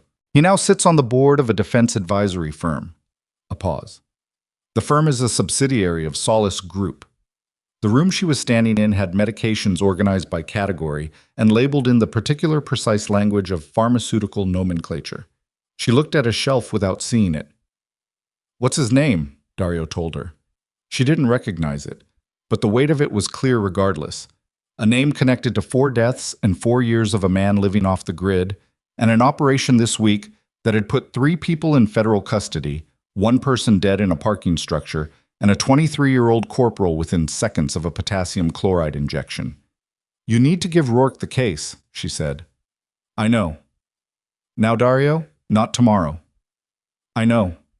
He sounded tired in the way people sounded when they had been carrying something for too long. Not broken, just finished with the carrying part. Can you... I know this is... He stopped, reorganized. Can you be there? When I give it to him, I want someone in the room who isn't a stranger. She closed her eyes for 1 second. Room 112 in the administrative block, she said. That's where Rourke is working. I'll meet you at the door. She told Donna Sherrill she had a federal matter that required 30 minutes and would return. Donna looked at her with the expression of someone who had revised their understanding of the word contractor significantly in the past 48 hours. Go, Donna said. Okafor is fine. His new complaint is the television remote. Dario Steen was standing outside the administrative block when Maya came around the corner, and he looked the way people looked when 4 years had reshaped but not remade them. Thinner in the face. A beard he hadn't had before. He was carrying a weatherproof case about the size of a large book, worn at the corners. He saw her and something in his posture changed. Not relaxation exactly, but a lowering of something that had been held up for a long time. You look the same, he said. I look 4 years older, she said. Same. She held the door. What happened in room 112 over the next 90 minutes was not clean. It was not simple. Rourke was a professional, and he handled the disclosure with the structured precision of someone who understood that the validity of evidence depended on the integrity of its chain, so there were questions, careful ones, and verifications, and a phone call that Maya was not privy to that lasted 22 minutes, and resulted in Rourke coming back into the room with the expression of someone who had just been told something significant was being escalated above his level. The case was transferred to federal custody. Dario's formal statement took 4 hours. Maya was not present for all of it. She went back to the floor, finished the shift, handed over to the evening team. She ate something from the vending machine near the elevator because she hadn't eaten since the rice the night before, and her body was communicating this through a particular insistent low-grade headache behind her left eye. Nos was released from his voluntary interview at 1800 with a formal acknowledgement of his cooperation and a federal protective order that he accepted without comment. At 1900, Admiral Marsh appeared on the floor. Maya was at the nurse's station finishing her documentation when she heard the shift in the hallway's ambient sound, the small adjustment that happened when someone of significance entered a space. Marsh came around the corner with Rourke 2 steps behind and Pruitt after that, and Donna Sherrill stepped back from the desk with the expression of someone who had decided this was above her management level. Ms. Callahan, Marsh said. Admiral? He looked at her for a moment with that same evaluative attention from the previous morning, and she noticed that he was not in the same configuration as yesterday. Something had shifted in how he was standing, a weight that hadn't been there before. The name in Steen's documentation, he said, retired Commodore Alan Westing. She didn't respond. She'd been told the name 3 hours ago and had been sitting with it since. I served with Westing, Marsh said, for 11 years. The last 4 of which he was in acquisitions. He paused, and the pause had the quality of something being processed that was not small. I want you to know that what Staten recovered, the documentation, had I known in time, I would have moved on it. Whatever you think of the institution. I don't have a problem with the institution, Maya said. Some people who've been through what you've been through do. Some people who've been through what I've been through are still working for it. She met his eyes evenly. I chose nursing. That's not contempt for the uniform. That's where I'm most useful. Marsh studied her. Then he nodded once. Not a dismissal, something more considered. The formal misconduct report on Officer Walsh has been submitted, Pruitt said from behind Marsh. He said it to the air slightly, not quite to Maya, as if reading from a document in his head. Conduct unbecoming, improper use of detention authority, failure to review contractor credentials per protocol. It's going through the official channel. That's for the institution to handle, Maya said. Not me. He's been temporarily relieved of gate duty pending the review, Pruitt added. She nodded. That was appropriate. She didn't feel satisfaction about it, which surprised her slightly. She'd expected to feel something cleaner. What she actually felt was closer to tired. The kind of tired that accumulated when a situation required you to be several things simultaneously for an extended period. One more thing, Rourke said. He had a tablet in his hand. Westing. He was made aware this afternoon that federal investigators were examining his financial connections to Solace Group. He retained counsel within the hour. He paused. His counsel is a firm that has previously represented Solace Group principals in 2 separate federal proceedings. Which means he knew, Maya said. Which means he's been prepared for this for some time. Rourke's expression was neutral, professional. The expression of someone who had learned not to show what they thought about people who had sold operators' identities and let them go into compromised missions. It also means this is going to be a substantial federal proceeding. The documentation Steen preserved is extensive, enough that Westing's lawyers are not going to be able to make it disappear. 4 people died, Maya said. Not an accusation, just a fact placed in the room. I know, Rourke said. That's in the record, too. The hallway was quiet for a moment. The monitor from Dunmore's room beeped at its steady rate. Somewhere down the corridor, Okafor was likely issuing further commentary on the television remote. Marsh looked at the old jacket on the chair behind the nurse's station. She'd draped it there when she came back to finish the shift, because the floor was warm and she'd been moving. He looked at the trident insignia, worn, gold thread fraying at the anchor. Operation Halcyon Reach, he said, not quite to her. I read the full unclassified summary this morning. A pause. The part that was left out was significant. It usually is, Maya said. He looked at her. The record should reflect it. The record should reflect a lot of things, she said. That's above my pay grade. Not anymore, he said quietly. She wasn't sure what that meant, and she didn't ask, because the shift was technically over and her head still hurt, and Dario Steen was in a room somewhere in this building giving a 4-hour statement, and Noss was probably in a parking lot eating something terrible from a drive-thru. And the situation had moved into the phase where the people with federal authority and formal jurisdiction took over the machinery, which was how it was supposed to work. She signed the last documentation, logged off the station, picked up the jacket, settled it across her shoulders. I'll be back for my shift tomorrow, she told Donna. 0700. Donna looked at her, then at Marsh, then back at her. Room 7's patient is going to ask about the eggs again. Tell him it's a nutrition protocol. That's a lie. Tell him it's a very specific nutrition protocol. She walked toward the exit. She was almost to the stairwell when her first phone buzzed. Not Rourke, not Dario, not a number she recognized at first, until she looked at the area code and the specific prefix and understood that it was a Naval Medical Command administrative number. She answered. The voice on the other end introduced itself as Commander Lila Farrow, JAG Course, attached to NCIS Oversight. She was calling, she said, in connection with the federal proceeding being opened in relation to Operation Halcyon Reach and the documented conduct of retired Commodore Alan Westing. Maya listened.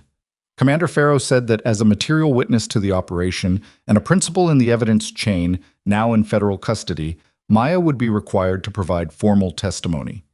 I understand, Maya said. There's a second element, Farrow said. The documentation recovered this week includes records of an internal decision made in the aftermath of Halcyon Reach. A decision to seal certain personnel actions that should have been formally recorded. A pause. Ms. Callahan, there are awards in your record that were never officially logged because the operation they related to was classified at a level that prevented formal recognition. Maya had reached the stairwell door. She pushed it open and stood in the threshold. I'm aware of that, she said. The proceeding creates a mechanism to correct the record, Farrow said. If you consent, it's your choice. The stairwell was cool and concrete and smelled like any stairwell in any institutional building. Through the door behind her, the ward had its sounds. I'll think about it, Maya said. Of course. Farrow paused. One last thing. Garrett Walsh, the security officer involved in the initial incident. He submitted a formal written statement through the misconduct review process. I'm not at liberty to share the contents, but I can tell you it's thorough. In terms of acknowledging the specific failures. Maya was quiet. He's asked, Farrow said carefully, whether there was any appropriate channel through which he could express. Another pause, the kind that meant the precise word mattered. Accountability, directly. That's up to him, Maya said, and it's not my job to make it easier or harder. Understood. She ended the call and stood on the stairwell landing for a moment. 4 years of placement work and institutional anonymity and careful distance from the machinery that had once been her entire world. And in 48 hours she had dismantled an intelligence network, preserved federal evidence, kept a patient alive, and given NCIS the thread that was going to unravel something that should have been unraveled 4 years ago. She hadn't looked for any of it. She never did. She started down the stairs. Her phone buzzed again. The second one this time. The message from R was longer than usual, longer than anything R had ever sent. She read it as she walked, and at the second paragraph she stopped on the landing. The message was not about Solace Group. It was not about Westing or Rourke or the proceeding or any of the machinery currently grinding through its official rotations. It was about the relay tower on the south side of Drismore, the one near the port, the one through which the go-ahead signal for the operation had been routed. According to R, NCIS had moved on the port location at 1845 hours. They'd found equipment, records, and 3 individuals who were now in custody. But they'd also found something else, something that wasn't in NOS's 3 weeks of groundwork, and wasn't in Carr's encrypted laptop, and wasn't anywhere in the Solace Group financial architecture that Rourke's team had been patiently disassembling, a secondary file set. Not about Westing, not about Halcyon Reach, about the next operation. R's message ended with one sentence. The target in the secondary file is Marsh. The timeline is 72 hours. And the primary asset identified for access is you. She read the message twice. Not because she'd missed anything the first time, because the second read was confirmation, and confirmation was a different cognitive act than comprehension. Comprehension told you what the words said. Confirmation told you what you were going to do about it. She went back up the stairs. Rourke was still in room 112 when she pushed the door open without knocking. He looked up from a laptop with the expression of someone interrupted, and then read her face, and the expression changed. "Close the door," he said. She closed it and put her phone on the table, R's message visible. He read it. His jaw tightened in a way that was the only external indication of what was happening internally. "When did this come in?" "4 minutes ago." "Who is R?" "Someone I've been in contact with for 2 years. Former intelligence, currently independent, reliable, but I wouldn't have acted on anything from this source otherwise. I need a name." "You'll have it, but right now you need to move Marsh." Rourke was already on his radio. The next 6 minutes were the kind of controlled urgency that looked like calm from the outside and was anything but. The particular professional speed of people who understood that visible panic was a tactical liability. Marsh was located in his temporary office on the first floor of the administrative block. The protective detail was rerouted. The building's access log for the past 72 hours was pulled for review. Maya stood in the hallway outside 112 and thought about the secondary file. The primary asset identified for access is you. Solace Group's remaining operational element, whoever hadn't been scooped up in the port raid, had built a second plan using the same architecture as the first. Surface Maya's file, establish her presence at Kellerman, then use her proximity to Marsh as the vector for access. They'd watched the first operation fail and immediately pivoted. The port equipment had a 72-hour operational window because that was how long Maya's contractor placement ran. 6 days. She'd been placed here for 6 days. They hadn't needed all 6. They'd needed enough time for NCIS to trust her enough to put her near Marsh regularly, which had happened faster than they probably expected, because Walsh had accelerated the timeline by making a scene at the gate that brought everything to a head in the first 12 hours. Walsh's contempt had actually broken their plan. She would think about that irony later. Right now she had a different problem. If the secondary file identified her as the access vector, and if the remaining Solace element had someone still inside Kellerman's communication infrastructure, not the ward, not the gate, somewhere in the building's administrative network, then the moment NCIS moved Marsh, that movement would be visible to whoever was watching. She went back into 112. "Rourke, is the building's internal communication system compromised?" He looked at her, paused, got back on the radio with a different question than the one he'd been asking. The answer came back in 90 seconds.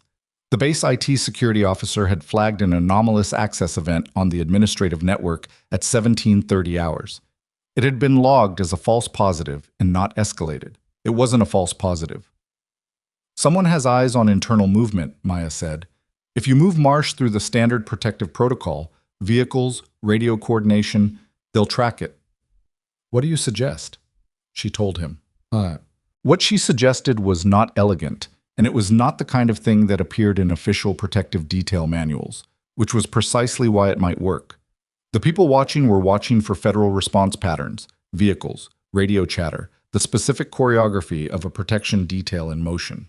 They were not watching for a nurse to walk a senior admiral through the medical wing's service corridor to the laundry facility's exterior exit, which opened onto a maintenance road that wasn't on the base's public map and wasn't in the administrative network's access log system because it predated the network by 20 years. Marsh, to his credit, did not argue. "I've had worse egress routes," he said when Maya outlined it. "You'll need to look like you're making a routine walk to the medical wing." "I've been doing routine walks for 35 years. I know what they look like." "Yes, sir, but your protective detail doesn't." He almost smiled. "Fair point." They stripped the detail down to two, Pruitt and one agent named Doss, who Rourke trusted specifically. No radio. Phones in airplane mode. Rourke stayed in 112 with his laptop and his external network, and the particular expression of someone executing a plan they had reservations about but were committed to. Maya walked ahead. The medical wing's service corridor was exactly what it sounded like: fluorescent, industrial, smelling of clean linen and floor product, with the kind of infrastructure that kept hospitals functional and invisible. Nobody was in it at this hour, except a facilities worker named Terrence, who was pushing a cart of folded sheets, and who looked at the small group moving quickly through his corridor with the expression of someone who had worked in institutional buildings long enough to know that the correct response to unusual things in service corridors was to look at your cart and keep moving. Terrence looked at his cart and kept moving. The laundry exit was a heavy door with a push bar, the kind that opened onto a concrete ramp and a maintenance road that ran between the back of the building and the perimeter fence. A base vehicle that Rourke had arranged through a channel that bypassed the standard motor pool. A 12-year-old white van with a facilities logo that had been sitting in the maintenance yard for 6 months was waiting at the bottom of the ramp. Marsh got in without ceremony. Pruitt drove. Maya watched the van disappear around the back of the perimeter fence and stood on the concrete ramp in the November evening air for a moment, jacket pulled around her, and let out a breath that had been held for approximately the last 40 minutes. Then she went back inside, because she still had a role to play. The remaining solace elements surfaced at 2140 hours, not on the base. At Maya's rental apartment, she was there because Rourke had asked her to be, because whoever was still operational needed to believe the situation hadn't changed, needed to see the lights on in the contractor's apartment, needed enough normalcy to make a move before they understood the net was already closing. She was there with two of Rourke's people in the apartment above and one in the parking lot, and her own attention distributed across every point of access in the building's floor plan that she'd mapped on her first night there. The person who came in through the parking level was not subtle. That was the tell. When an operation was down to its last asset, the asset was often the one who hadn't been designed for field work. The financial coordination, the logistics management, the network architecture. People who were very good at the infrastructure of harm and significantly less practiced at the execution of it. He got through the parking level because NCIS let him. He got to the third floor because NCIS let him. He was 2 feet from her door when the hallway light came on full, and Rourke's people came out of the stairwell on both ends simultaneously. And the man, later identified as Solace Group's regional communications director, a 44-year-old named Stuart Priel, who had an MBA and no field training and had apparently been the last person standing after the port raid, sat down on the hallway floor without being asked because his legs stopped working when he understood what was happening. Maya opened her apartment door and looked at him on the floor. He looked back at her with the expression of someone who had made a series of decisions that had seemed logical in sequence and had arrived at a place that was nothing like where he'd intended to be. She didn't say anything to him. There wasn't anything worth saying. She went back inside and made tea. The federal charges came through in writing 3 days later, and Rourke's team walked Maya through them in a briefing that lasted 2 hours and covered more legal architecture than she usually dealt with in a year. Retired Commodore Alan Westing was indicted on 7 counts, including conspiracy to commit fraud against the United States, unauthorized disclosure of classified personnel records, and conduct resulting in the wrongful deaths of 4 military personnel. The last charge had taken the most work. It required the documentation from Dario's case, cross-referenced with the operational records of Halcyon Reach, and the communication log showing that Westing had confirmed the personnel file transfer to a Solace Group intermediary 11 days before the operation's compromised insertion.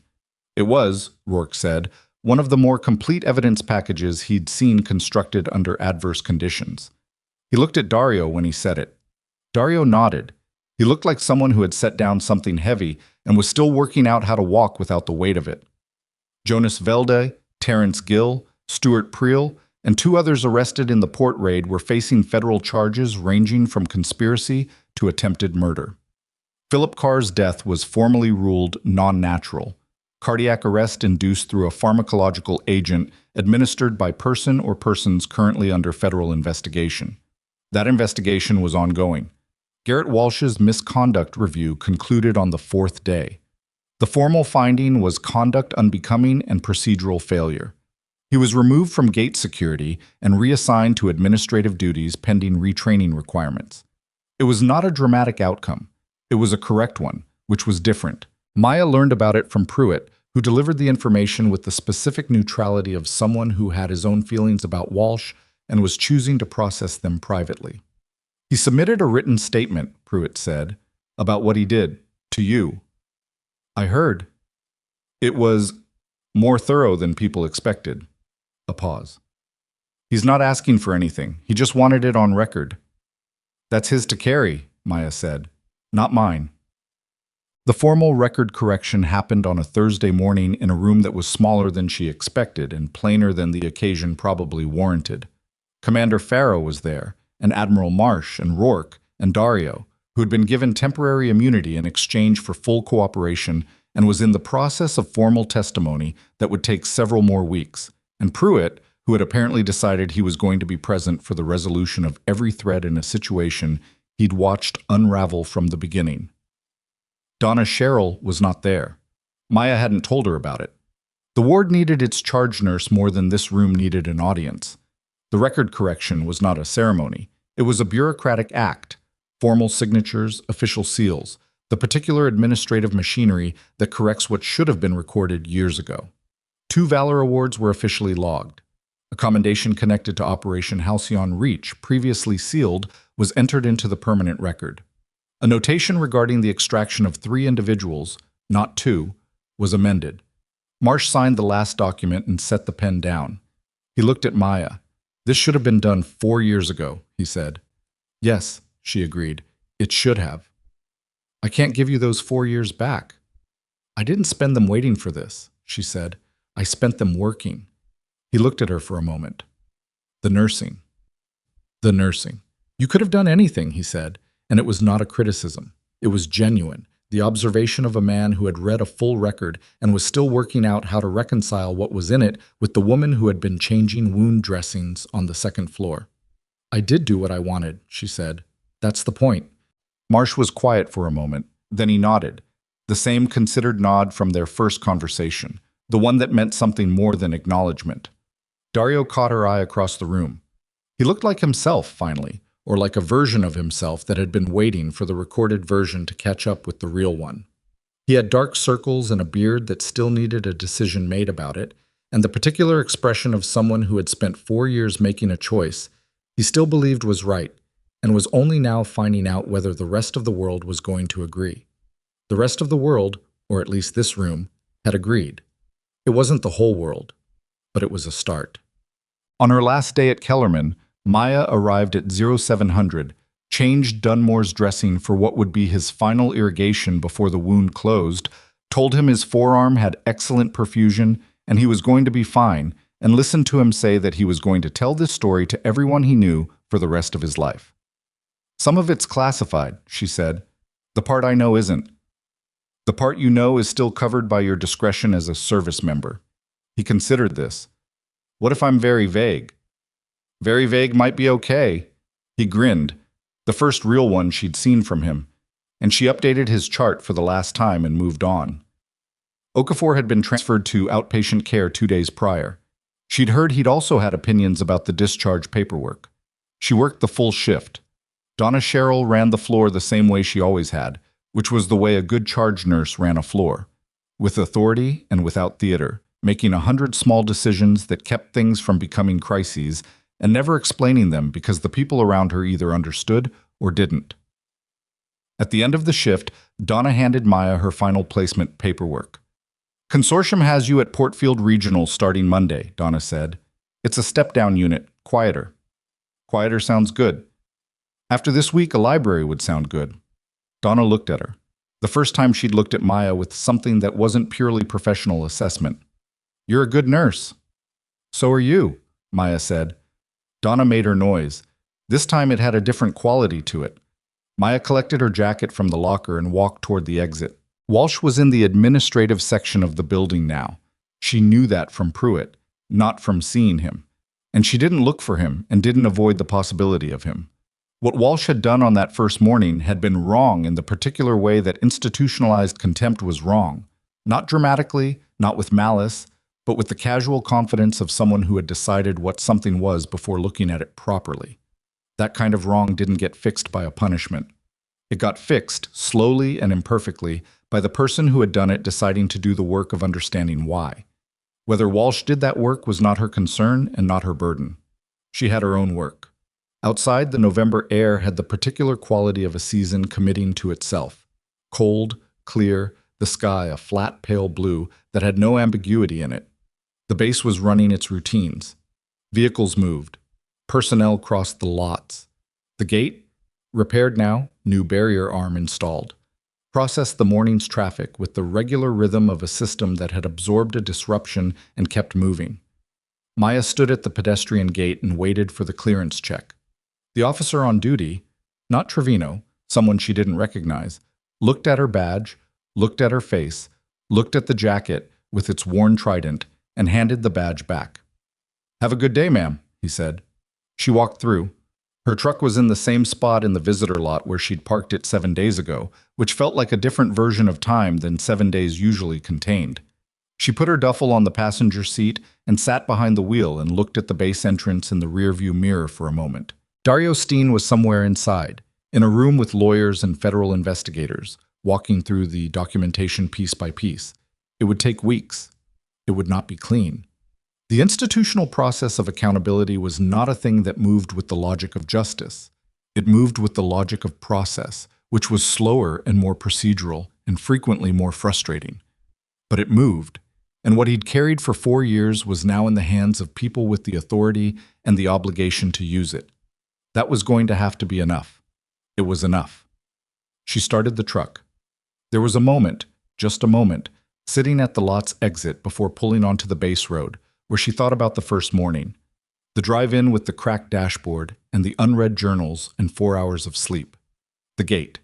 Walsh's voice saying take it off like certainty was a substitute for accuracy. The handcuffs. The interior lot and 2 people reaching for the wrong things. She thought about it not with bitterness and not with satisfaction. Both were too simple for what it actually was. The truth was that the morning had been exactly what her whole professional life had always been. A situation where someone looked at her and decided what she was before checking, and where the discrepancy between what they'd decided and what was actually true eventually became impossible to maintain. She had not survived that discrepancy by fighting it directly. She had survived it by being exactly what she was, consistently, until the facts did the work that arguments couldn't. The jacket on the seat beside her, she'd taken it off for the drive, had survived things that people shouldn't survive. So had she. That was not a boast. It was a simple accounting of what the years contained. She pulled out of the lot. The road to Drismore proper ran along the base's eastern perimeter before opening onto the main highway, and in the early afternoon light, the water beyond the tree line was visible in glints. The inlet that connected to the bay that connected to everything else. Her phone rang. The first one. Lena Boggs, from the consortium, the real coordinator, not the fake one. "How is Kellerman?" Lena asked. "Educational," Maya said. "I heard there was a security incident." There was. "Are you okay?" Maya thought about how to answer that honestly. She was tired. Her left wrist still had the ghost of a mark from the cuff, almost faded.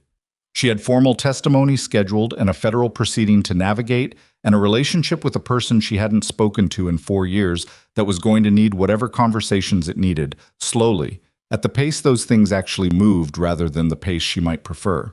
She was also, underneath all of that, more settled than she'd been in 2 years. "Yes," she said. "I'm okay. Portfield on Monday. Step-down unit. You'll be working with a team. They're well-staffed, which I know you prefer. It's fine either way. You say that every time. Because it's true every time." Lena laughed, a short, genuine one. "I'll send the paperwork tonight." The call ended. The highway opened up ahead of her, long and flat and moving toward the rest of the state with the particular indifference of infrastructure. She merged, found her speed, let the truck settle into the drive. She did not think about whether she had done enough, or whether the outcome was the right one, or whether the institution would actually learn anything from what had happened. Those were questions for other people in other rooms, and they were good questions, but they were not hers to carry. What was hers was simpler and harder than any of it. Show up, do the work, see what's actually in front of you instead of what's convenient to believe.